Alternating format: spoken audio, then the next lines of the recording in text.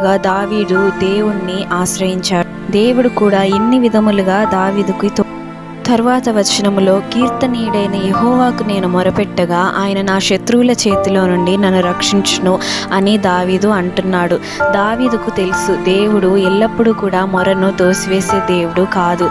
మన దేవుడు చెప్తున్నాడు, రక్షింపనేరకై ఉండినట్లు నా హస్తము కురుచ కాలేదు, విననేరకై ఉండినట్లు నా చెవులు మందము కాలేదని చెప్పిన విధముగా యెహోవాకు మనము మొరపెట్టినప్పుడు ఆయన మన శత్రువుల చేతిలో నుండి తప్పక మనల్ని రక్షిస్తాడు.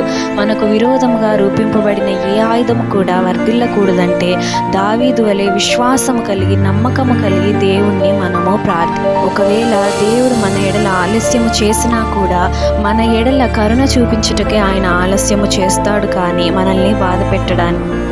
ఈ విధముగా దేవుడు దావీదును కాపాడినట్లే మనల్ని కూడా ఎల్లప్పుడూ కాపాడుతాడు.